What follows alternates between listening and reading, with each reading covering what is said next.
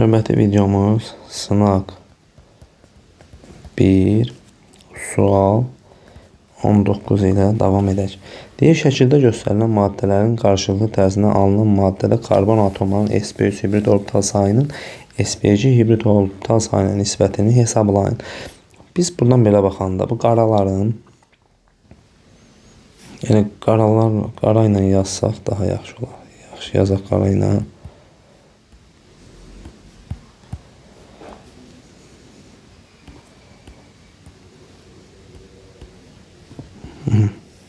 Bu qaraların birincidə karbon olduğu, qırmızıların oksigen olduğu,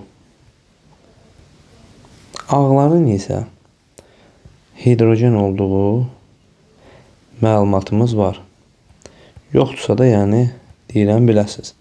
Deməli bu belə başa düşdük ki, sirkə turşusudur.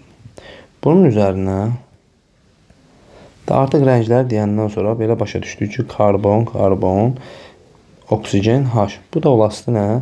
Etil spirti, C2H5OH. Təbii ki, turşu ilə spirt arasında baş verən reaksiya efirləşmə reaksiyasıdır. Turşudan OH, spirtdən isə H qopur, su əmələ gətirir. Buradan alınır H2O və mürəkkəb efir alınır. Yazıram mürəkkəb efirimi. Alınan mürəkkəb efir 2 karbonlu oksigen yerində buradakı oksigen və C2H5. Bunu da açıq şəkildə belə yazıram. Bizdən soruşur ki, bu birləşmədə karbonun sp3 hibrid orbitalları və sp2 hibrid orbitalları. Biz bilirik ki, karbon turşularında, bu aldehidlərdə karbon turşularında olan bu karbon sp2 hibrid halındadır. Digərləri isə sp3 və sp3 hibrid halındadır.